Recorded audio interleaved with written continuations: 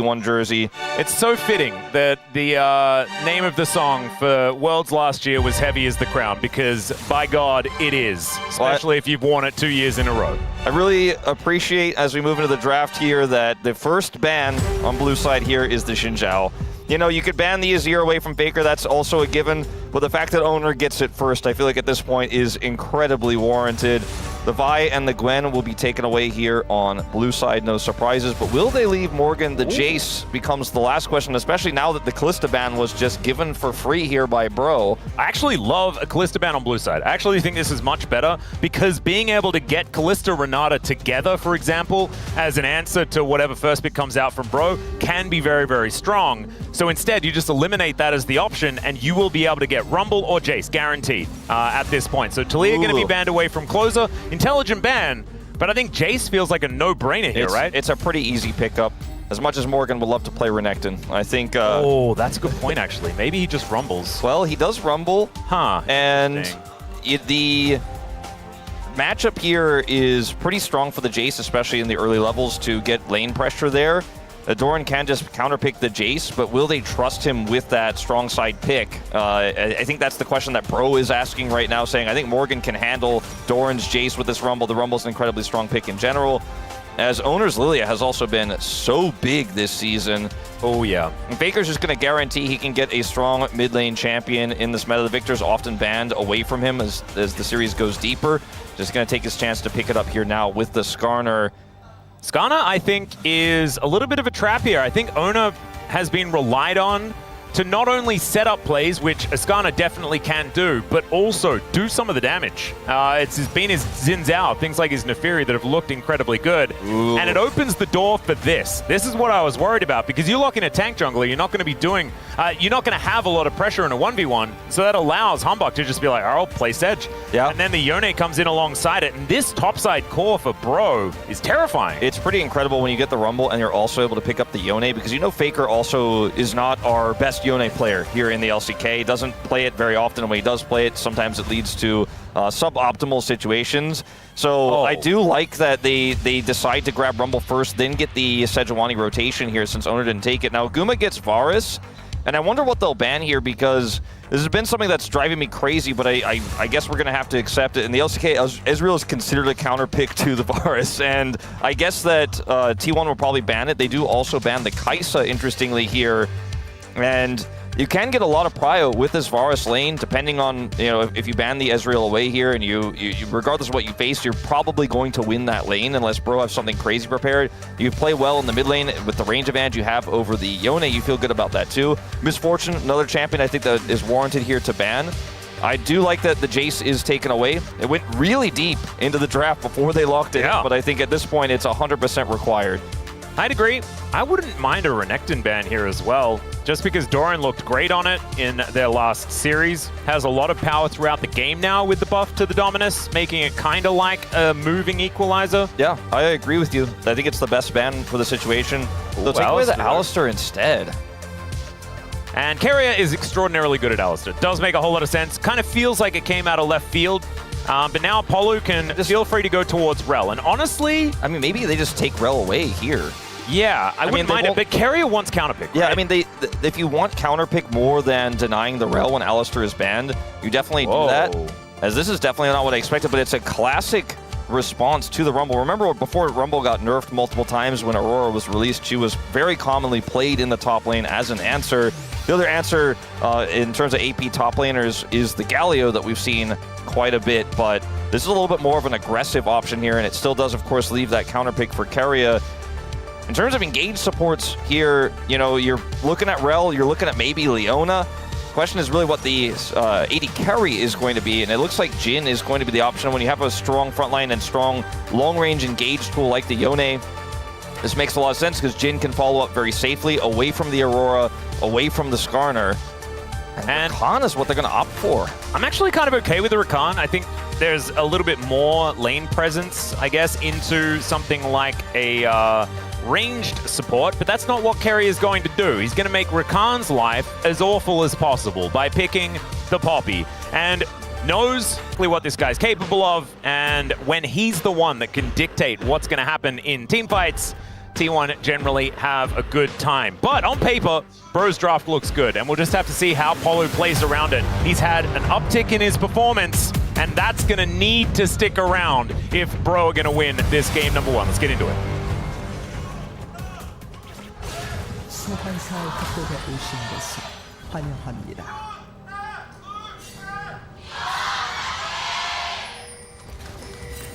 All right, here we are, ladies and gentlemen, onto the Rift for game number 1.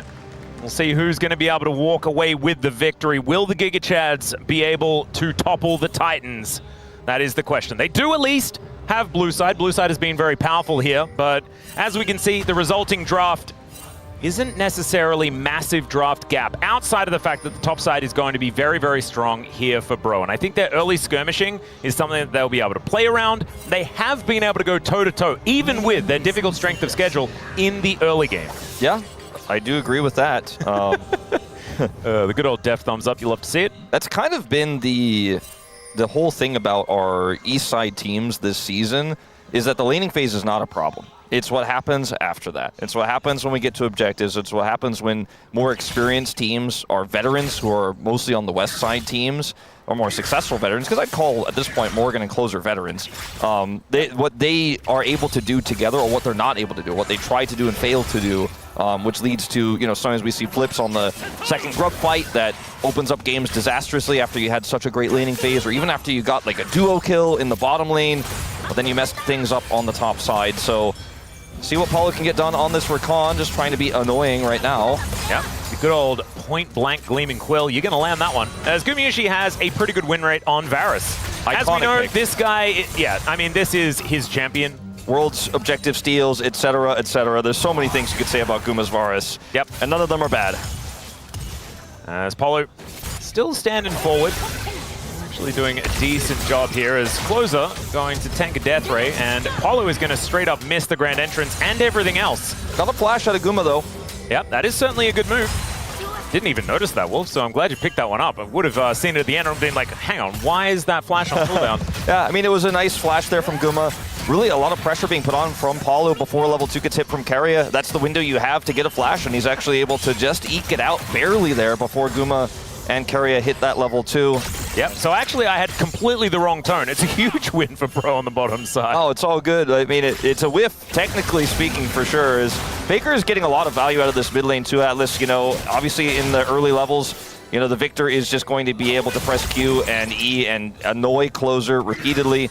We don't go first strike on Victor anymore, but in the past you would go first strike on a matchup like this. Skarner's been struggling. Yeah, a lot of losses in a row, and I feel like we've seen this every single time it's been picked. Has still been prioritized very highly as Humbug looking to go aggressive, and as soon as the flash is down, Gumayushi has to play this defensively. Heroic charge, not going to quite work out there as Hype. Where was that going? He's got, unfortunately, standing on a ward as well, Humbug here, so no mystery. I like the idea, I don't know about the Hype shot there, but I like the idea of trying to force out this steadfast presence, but now Skarner's coming down. Yeah, Heroic charge not quite going to land as far as the stun is concerned, but now we're looking for a crab as there's the flash in from Paulo. Deadly Flourish comes down as well as Gumayushi, able to at least use the cleanse, but it doesn't do anything. That's going to be first blood going over to Paulo as the Bros strike first. They even get the teleport from Closer. Like, the Closer is so committed to this play. Bro were really wanting to make this work, and you know, because Faker was just going to teleport back to lane anyways, he just walks back to lane, so he doesn't really lose the teleport for committing to the play, but they even had that as a backup in that skirmish there. And T1 usually not the team to lose skirmishes like that, but the lack of flash there for Guma gives so much agency to Palu in those moments. His owner did show up. He knew, okay, this is turning into an extended fight. I need to be there for this.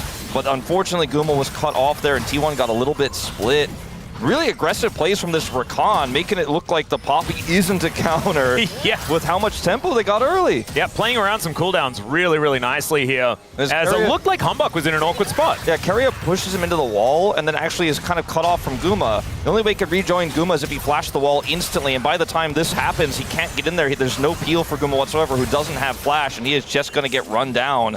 So really great set of plays from Palu in this early game. Like you said, he's had a bit of a resurgence that needs to continue, and so far it is. Yeah, Faker spots out Humbug as he moves his way over.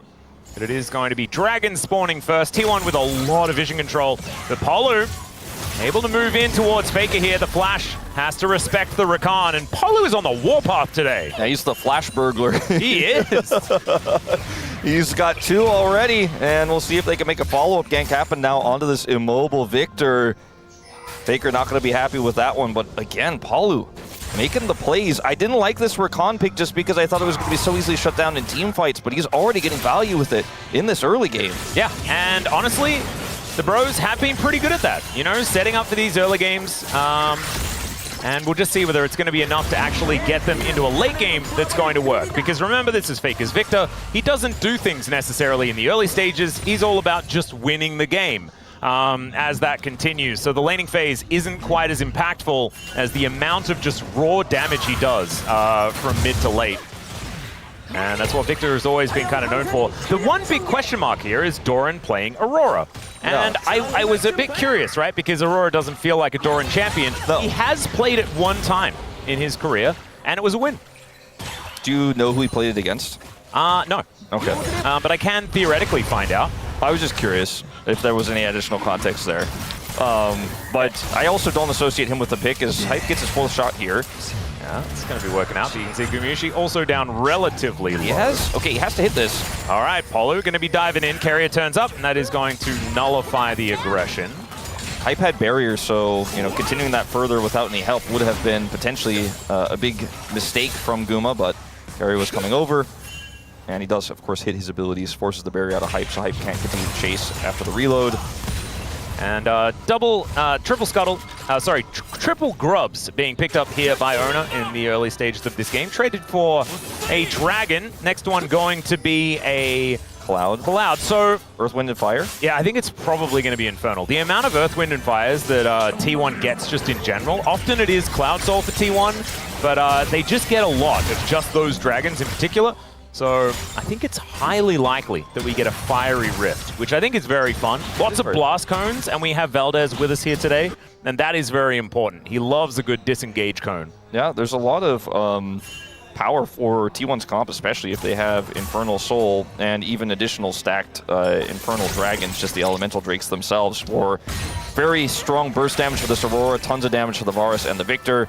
A little bit less impactful for a lower range composition like what Bro has, but still quite good for any team, frankly. It's one of the safest and strongest souls that works with anything. Yeah.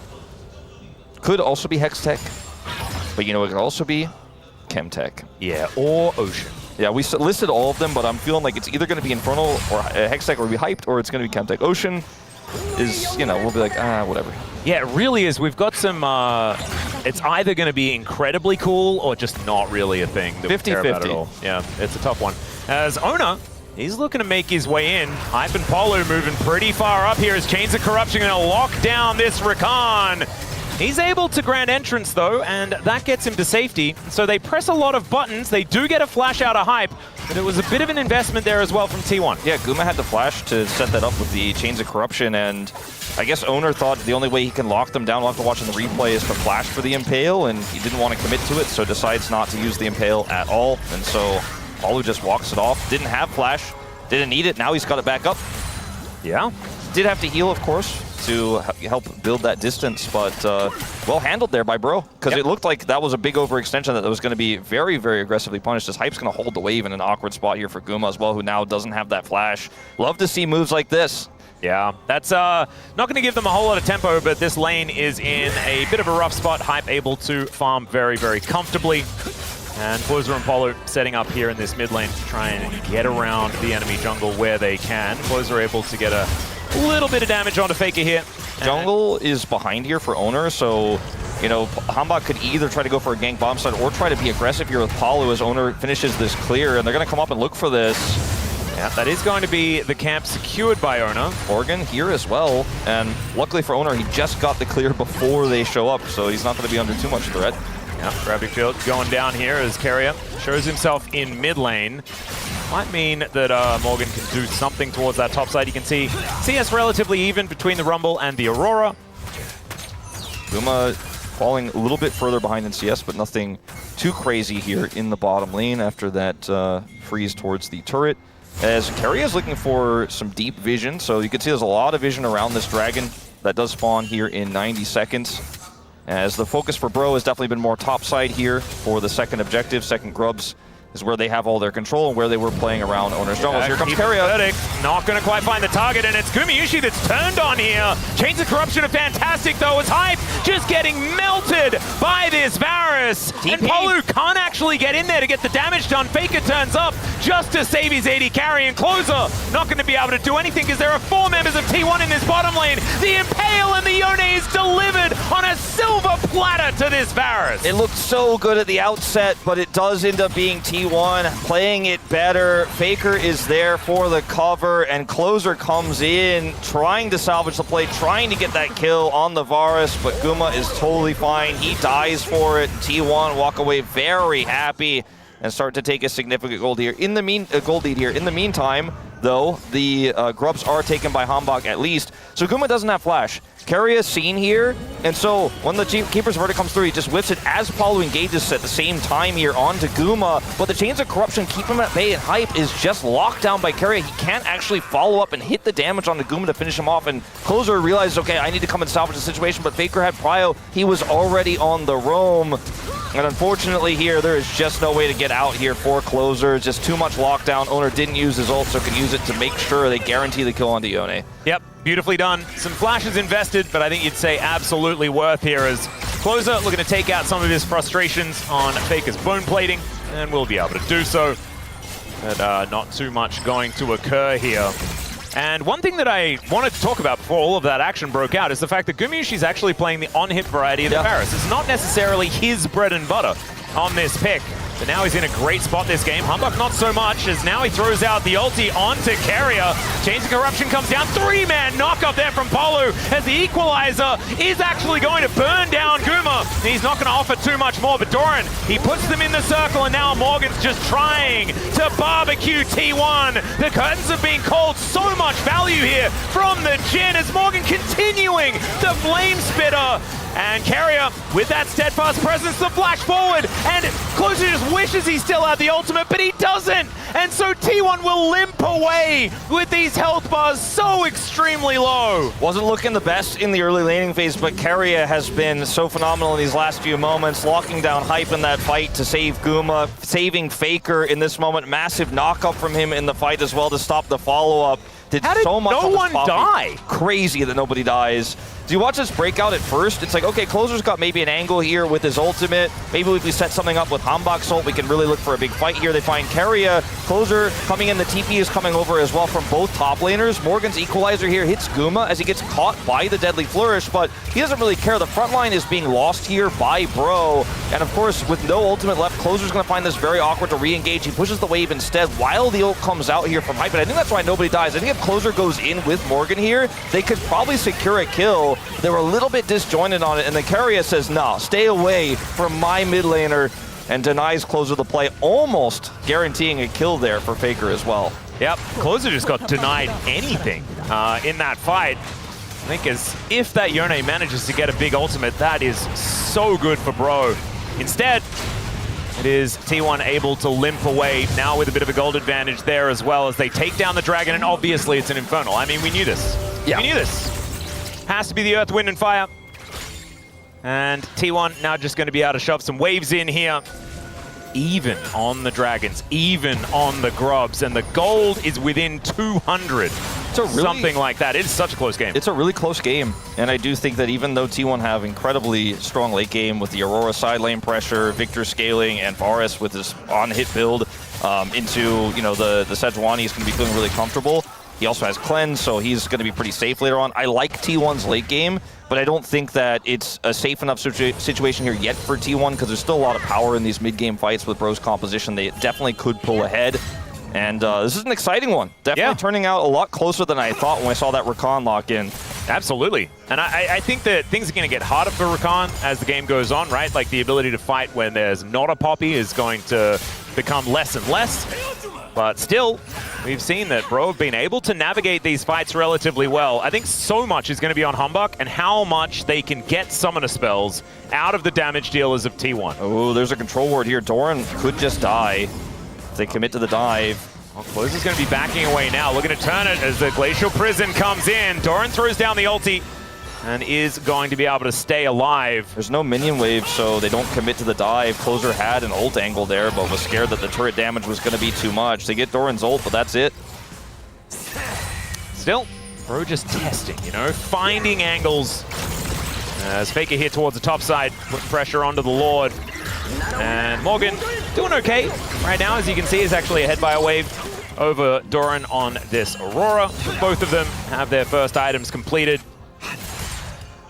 And I just wanted there to be another team fight. I want another team fight. I want maybe one where, you know, someone dies on either side, you know? Herald's up in 15 seconds here, and I think that's where T1 have their eye. They have a lot of vision, a lot of control wards towards the top side of the map. Doran has TP as well. While they're putting a lot of pressure on him right now, this time there is a wave. This time he is going to be engaged on by Palu. Yeah, he does get charmed up momentarily, but Carrier, he's just running on over. And Palu not going to be able to get out of there. Does get stunned into the wall, as now Faker taking some damage from Morgan, who says, nah, I guess I'll just run away from the Chaos Storm. Fair enough. Fair enough indeed. Gets the ulti though, so that is certainly something here. Palu, Morgan, not having his ult in this upcoming fight does hurt a little bit, and see if that fight does break out. I think it will, as T1 really looked like they wanted to heavily commit to topside. I mean, that's part of why Faker ulted there. They really want to make sure they have control, especially with the commitment of Carrier. Their bottom side need to rush over there, maintain that control. They still have so many control wards as they're looking for an angle. I think Hype is probably dead, ladies and gentlemen. As the Impale comes through, he had nothing that he could do about that situation whatsoever. And there's just, I mean, there's a control ward there to the top side. They have 2 wards on the bottom side. T1 have all the information, so they're like, all right, you think you're safe because you have a turret, but you can't see where any of us are, and we know exactly that there's no one to save you. And they just commit in easily, and they don't even get to have that team fight that we were talking about because they kill the AD carrier. They say, this is mine for free. Yep, and that's going to be feats of strength there as well. So feats of warfare picked up, and immediately afterwards they lock down the upgraded shoes. And as you can see there, they had 5 ready. Faker doesn't exactly have much ready for this one though, as the ulti from Closer is decent. They get the knock up on the Skarner, but they're too tanky. There's not enough damage here for Bro, and they're unable to get either of the kills. Yeah, they really want that kill so badly. Faker's very low, doesn't have his flash anymore. And they're gonna maybe have to settle for trying to siege this turret, but I think even that is a bridge too far here. They needed to get that kill onto Faker. He's got so much wave clear here. While he's here, killing this turret is going to be so challenging. Owner is just gonna play bodyguard here, and Faker will clear another wave. Hype considering coming over as Morgan. Yeah, Doran is just going to put him in the circle. He waits it out and then flashes anyway. And gets the plant as well. Well, that's true. That is 2 petals for 1. Yeah, that's, you know, you flash out, but you grab a petal on the way out, so you feel better about it. Yep, consolation petals. Not too bad. I thought perhaps right before that broke out bottom side, that Hype was going to commit his ult to try to push Faker away. Faker does have to back, of course, but the health of this turret is still quite high. Closer is trying to rush it down. Yeah, teleport back in from Morgan as Faker gets back towards the top side, has that health bar well and truly replenished. Yeah, first brick less relevant since feats of strength are already over. So the race in itself not as important as it once was, but still, both of these teams want those turrets. Yeah. Faker did not have to teleport to defend it, whereas, as you mentioned, Morgan did. Closer once again going for a big trade. Polo comes down towards the bottom side, finds Owner. As that Harpoon managing to thread the needle there was quite nice from Morgan. As Owner comes in, picks up Polo, takes down the turret. And now it's Faker that could be in trouble. Closer now just flashing for it. Winter's Wrath comes down. I don't think the GOAT's going to be escaping from that one.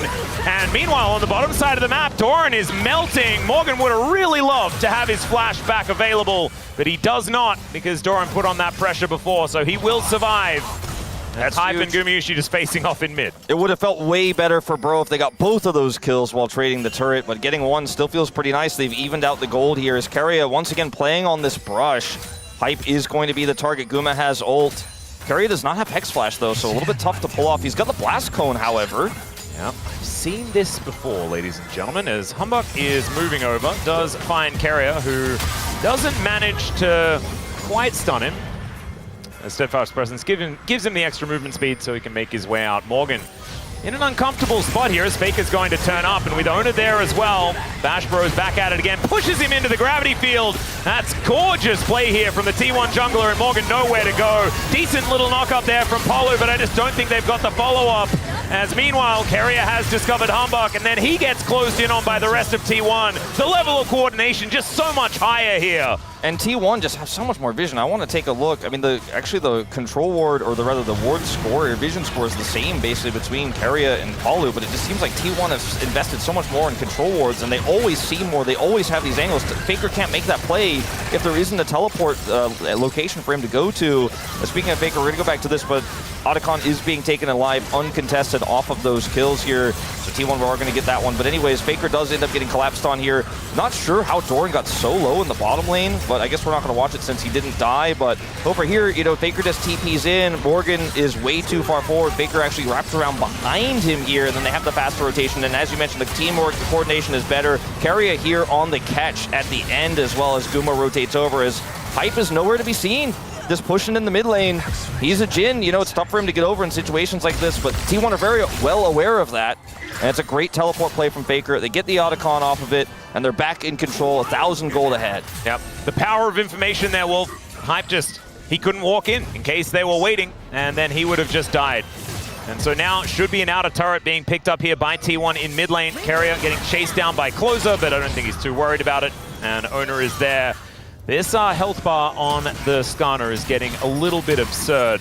Does have his heart steal now completed. That's a whole bunch of stacks that he has as well. Humbug doing decently well on that front at the same time, as see when that second item is going to be coming in. Free crash, no commit to riding the Herald, they'll need to.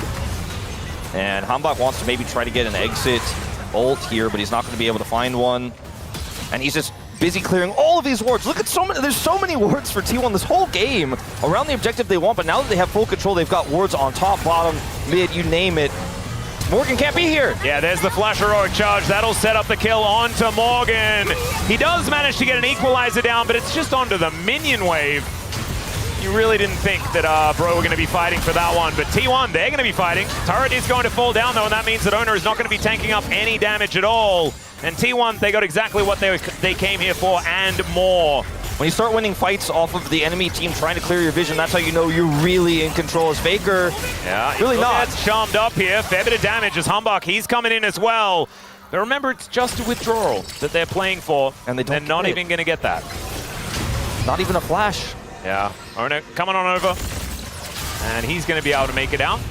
Humbug still wanting to get this kill onto Faker. Yeah, with the slow, they just can't commit further. Closer wants to stop this, and he won't even be successful at that. Yeah, unbinds the soul. Does find a bit of damage there, but otherwise not too much. As Humbug getting his health bar taken down lower and lower, but no real value being picked up. 2 items now done for Hype, but they don't really leave you feeling too excited. Oh, it's one of those situations where it's close until it wasn't, you know? Yeah. Like, there's just, like, Morgan's not on a ward here, but Keria wants to wrap around anyway, so taking the Raptors here when your team can't really leave the inner turret is just too risky. It's too greedy to try to make a play like that, because you're not a top laner that can get over the wall and punish T1. You're Rumble, so you really just can't be there, unfortunately. I get the thought process, because you don't want to just give T1 everything, but at this point, it feels like T1 get what they want, and you are just not going to stop them. Nope. That, what was a 1,000 gold lead has now turned into a 4,000 gold lead. The game was really close until it wasn't. Yeah, and this is kind of been the woes of the Bros. I think it's because the Bro tax kind of stops. It has that initial influx right at the beginning of the game, and then people forget that Bro tax needs to continue, otherwise they run out of funding and can't actually finish off the game. And so, honestly, just not enough riding in purple. Yeah, it was a lot of, I think, the budget allocation of the Brotax maybe a little bit too heavy in the mid lane. It was the Faker taunt, so you can see it's really helping Closer out in the gold department, but it's just not quite working anywhere else, is it? Nope, not quite at all. As Gumiushi, most gold in the game. Closer is relatively close. We'll be able to get some money here from this turret going down as well. It's going to be Bro's second of the game, keeping things in touching distance, I guess. If we talk about like how Bro could potentially win this game, which I do not and would not predict to occur based on the current game state, but The only way I think that they win this game is out of catching somebody who's too deep in sides, which would likely be Faker, but that hasn't really worked for them very well so far this game, or just getting a really insane combo with the Yone and the Rakan when Karia's Steadfast Presence is on cooldown because maybe he interacted with Hambach and was trying to deny him. Something like that, one big team fight win does put Bro back in the game, but T1 are so good at denying that, and their vision control this entire game and throughout, you know, basically SK Telecom's history has been insane, right? But in this game, they're really just not giving Bro an in. They're not giving them any chances, any angles of attack. So it's just so hard to actually find that miracle angle unless T1 mess it up. Yeah. Bro just haven't been able to clear out these wards as they've come in. And as they make use of all the vision that they have, they get even more control as a result of it, right? It's just the epitome of the snowball effect. And you can kill someone who's trying to clear a ward. We've seen it already. You know, if you're trying to actually do your due diligence and get that vision back, that puts you in danger. I mean, this is obviously League of Legends 101, but T1, they're well versed and they're going to do a Baron on spawn practically. Yep, that's definitely the T1 way, as Glacial Prison is just thrown out for fun, but they avoid the ultimate from Carrier. Doran throws his down though. Equalizer is decent as Doran is just dancing around the front of the fight, but still it's going okay here for Bro. The curtains have been cold and Gumayusi is taking a lot of damage. Faker tanking up a lot of these bullets as well as Morgan finally gets a kill in this fight. They will trade it for 2 though, as now Carrier going down low and Closer is starting to pop off. The flash forward gets the knock up and Faker avoids the ulti, but Doran's completely out of mana. Still, it has to be a pop back of this Yone, and T1 somehow managing to walk away as Hype kind of wishing he didn't have to reload the entire time, and Doran just murders him. Okay, Faker will finally go down there, I think to a red buff, but I will give Faker credit for the Zonias, but I gotta say, bro, you mistimed everything when he was in stasis on the exit there, as it was a pretty good fight for Bro otherwise, especially because Carrier misses the Keeper's Verdict. You called it out instantly in the play-by-play here. They just part like the Red Sea, and then they go on to Paulo. A lot of damage, a lot of abilities used on this Rakan. He dies instantly here, but Morgan's positioning is everything, because with the ultimate coming out from Hype, it's really hard to collapse onto this Rumble. They're trying to do it, but they don't have the damage because Hype's kind of kept Faker in Guma's zone. Morgan does so much in this fight. And then when Closer shows up with his ultimate, Faker has a nice stasis here. What happens next? Oh, good flash from Doran. Is everything misses, and Faker flashes really well there. Sets up the gravity field as Hype kites back the left side, and then Faker is able to barely survive here with Faker's help. And then the red buff will finally do him in here with the final shot from Hype. But still, Faker and Doran got way more value out of that than I think they should have. No, I would agree. I actually felt like it was a lot closer than it could have otherwise been. Still, Bro do stop the Baron, and the gold is still, you know, it's bad. It's not great for the Bros, right? Slightly less bad than before. Yeah, slightly less bad. As you can see, damage in the last fight. Hype actually getting a lot of value out of Ghostblade Rapid Fire Cannon, which kind of... Yeah. You saw him, it was kind of not hitting for the most damage, but that is going to increase. His ult also was able to channel it freely and do a ton of damage with it in the beginning of the fight too. His owner is alone here. Yeah, Apollo thinking about going aggressive, as Owner just being a human ward or a Skarner ward. I mean, Owner just is the type of jungler who's not afraid of 3 people when he's Skarner, because he has the knowledge that they can't kill him, or they're going to have to commit so much to try to do so, then his teammates will have time to come over, and he's just like, I can be here. I'm threatening you. You're not threatening me. Well, they're going to go for it. Morgan is in position, and that is going to be the ulti coming out from Owner. It's onto Humbug, though, and he's pretty tanky still. Taken down extraordinarily low. Humbug will survive for the moment, but there's the flash forward from Carrier, gets the double knockup. Polu gets the charm onto Owner and then battle dances his way out as Bros continue to go for the disengage. And Humbug actually able to get back home. That is a big deal, getting that big health bar filled up once again. I mean, Hambach just tanked so much of the damage, so it looked like it was maybe a fightable fight there for Bro, but once the damage does from T1 finally were able to close the gap there, they just had to leave, and that's no kills really going over to T1, but it is going to guarantee their second Infernal Dragon and Infernal Soul point here, so in terms of what they got from it, it's definitely a success at the end of the day, even though it didn't look like it was one in the kill feed. It looked like Bro had the great escape, but that's only one aspect of a team fight. Is they're going to just send it to Baron. It looks like here, Morgan running over. They have a lot of damage with this Rumble, but T1 don't have Keria here, interestingly, so maybe they can actually try to control this choke point. Keria is rotating over. Yeah, there's a potential window, but I think this is going to be a 50-50, and honestly, Owner is pretty good. Never mind, this is going down so low, and he's just stolen. Highway robbery here by the Bros. If you don't pay your taxes, they're just going to steal it. There you go. They're going to get the empowered recalls here and get out for free. Owner didn't have flash, and they actually caught T1 in a weird timing where Keria was backed, and they actually didn't have really strong vision on the Baron. And the damage, even though they have a Jhin, I think maybe T1 miscalculated because of that, is really high on this Rumble, so they can actually do it quickly. Polu, definitely the one that you want to get caught out because he has so much mobility. As Humbug finds the ulti onto Doran. There's the equalizer as well in the choke point. Still, Doran's able to do it, and in goes Owner once again. Somehow Polu finds everyone. Humbug stays alive, but the Rakan instantly murdered. Closer did a huge amount of CC with his ultimate, but they just don't have the follow-up damage anymore after that equalizer is gone, and so that type of combo can look devastating, but there just isn't any follow-up. As Hambach finding this angle here is excellent. As they're doing the red buff, Closer then looks for a potential follow-up angle here. Does end up going in with Palu and finds it, but where's the damage? You know, it's just a Jhin back there shooting as fast as he can, which is not very fast, and it's not very AoE, and so they got a lot of people CC'd. It looked really cool, but then T1 were like, all right, cool, we're out of here. Yeah, it was a sick jump from Polu, but unfortunately he just doesn't have a health bar. He's level 9, and he just kind of evaporates when he is seen. That was the other issue I had with the Rakan we mentioned in chat. Like, this guy just pops when he goes in. You can have the engage maybe, but you die every time in turn for it. It is pretty impressive, on that note, that Polu's only died twice this game. Yeah. Because honestly, a lot of these fights have ended with a lot of people limping away rather than there being actual kills that are being collected as the Bros still playing up. Yeah, they have Baron. They're going to take this red buff away from T1 and continue to pressure this top inner.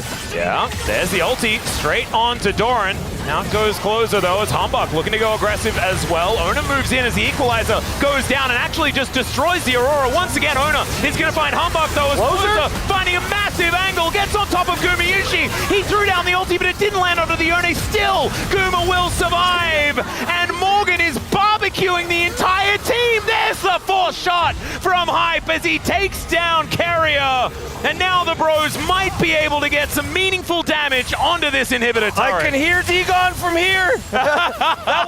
This team fighting comp is so difficult to execute, especially when you've got Stasis to deal with. You got Faker's TP coming in. They played it so well, and they're going to get more than that in. They're going to get this inhibitor. 30 seconds on Faker, and Bro looking for an angle to end here. Oh no, Owner is just melting. Polu goes in, gets the knock-up still. Hype just doesn't quite have it, and Owner stays alive, able to actually get the kill onto Closer because he tanked the turret for about 6 million years. Morgan's still going to get some value here in the mid lane. They're not going to find the end they were looking for. I think if they kill Owner or Guma there, they get it. As TP comes through from Doran. Morgan may die here. He doesn't get the turret either. Yeah, Morgan is going to come in. There's the flash out from Morgan, but Doran still going to be able to find him. Slows him down momentarily here, but the harpoons land pretty well. Still Keria walks so extraordinarily fast. Finally, that scrap shield does come in, and Doran just blows him up. The equalizer is going to be able to get some popcorn chicken, so I guess there's that. As Polu able to land a Q onto Owner here, but not too much going to come of that. And so now Morgan down for 45 seconds. T1 with all the control back. They should be able to get this turret, and they have so much vision on the bottom side of the map for this dragon. The important thing is that Faker doesn't have teleport, and he's the one dealing with that top wave right now, so that's the one boon for Bros. This fight here, this is the one that makes D-Gon proud, because it's so difficult to execute. You got on top of Doran, but you committed your ult, you don't have that anymore. Dropped equalizer, you cleared the wave, didn't do that much damage. Now how do you actually win and finish the fight from here without Hambach? It has to be Closer. Triple Q! Hype on the follow-up. You know, he sets up this ultimate here from far away, and he actually has to land these shots, and while Morgan is clearing and peeling for Owner, they actually followed up so well on it. Closer is having a great year. I really, well and truly think this is his best year. Like, the consistency we are seeing from this guy is insane. And Bro win the fight, but they end up having that little small punish onto Morgan. Now we're setting up the dragon here. The vision has been cleared. Yeah, someone has to deal with those top minions eventually, but Faker pushed out 2 waves. This is actually Bro with some control of a Dragon Pit for the very first time this game. Even when they took the Baron, they didn't manage to do that as equalizer to start the fight off as Gumayusi throws down the ulti, but he's immediately, never mind! He lives! Okay, but he's basically dead. He's so low, he does not get hit by that final shot, but that should be enough here to start the Dragon off for Bro. Kuma has to go back. He has to go back to full health, and someone is still going to have to deal with that top wave. Now, this is still just the second Dragon here for Bro, so it's not a massive win, but it is a denial of soul here for T1. And it was such a decisive call from Bro. The fight initially looked like, okay, this is a little bit much, it's a little bit crazy. Can you get Guma? They didn't kill him, but did enough damage to deny the fight to T1. And those stats are going to be valuable on the Drake itself, but denying the soul is the big win. Baron's up in 30, so I think Bro need to reset and get over there and start clearing up some of that T1 vision. Yeah, that's what they're going to do. Man, I said this after the DK series. Every single series for T1 has just been a smorgasbord of stress. Yeah. And it is continuing. Oh man, Gumayusi able to limp his way out of this one. I think if Closer autos one more time before he rebinds, I think he does kill him, but it doesn't ultimately matter because the goal was to get the Dragon. Sure, he would have loved the gold, but at the end of the day, still a successful engage. Don't want to nitpick too much as Baron has spawn. Choke point control goes to Bro here, and they've got Morgan with his ultimate online. Yeah. Closer right now dead even with a Victor in damage at 36 minutes. Pretty impressive. That being said, Faker is doing it with 2,000 less gold, which is pretty impressive. That's true. Still, the Bros just trying to push T1 away from the Baron. The Baron, I think a lot would say, is their home ground. But still, vision being cleared.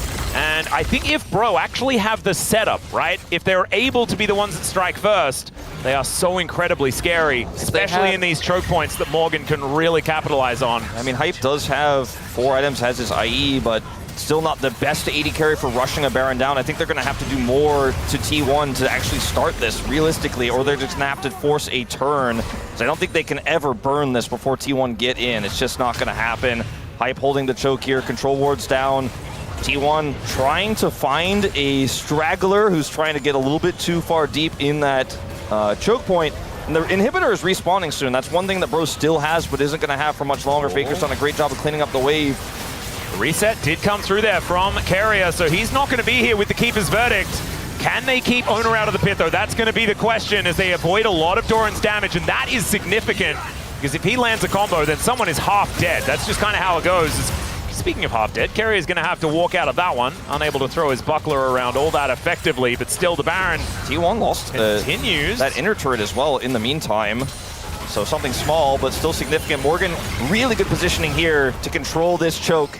Oh, he has an itchy trigger finger. You can feel it. Oh, you wants to equalize T1 as they're making their way in. Keeper's Verdict is going to get them off the Baron, and now T1, they're going to say thanks for the leash. Equalizer finally going to go down as there's the Chains of Corruption. Everything coming out here. Humbug lands a decent ulti, but Carrier's already dead. Still, it's T1 that take down the Baron. Can they keep themselves alive, though? That's the big question. Hype is just trying to walk it off. As the bullets stream in, they know the health bar is so incredibly low here as the flash out. Hype stays alive, and he may have just baited T1 into losing everything. Finally, Faker will find it, but is it actually going to be enough? Because I think Owner is just dead, and Closer, like you say, will re-kill this inhibitor and look to just take T1 out. Oh man, Bro outplaying T1 on a Baron, and that is going to be them taking the upset win here in game 1. The Baron for Nexus trade, ladies and gentlemen. A tale as old as time. Is Carrier gonna try his very best to deny the end of the game, and he has baited Bro for a few moments still. That's gonna be enough damage. Morgan and Closer get it done.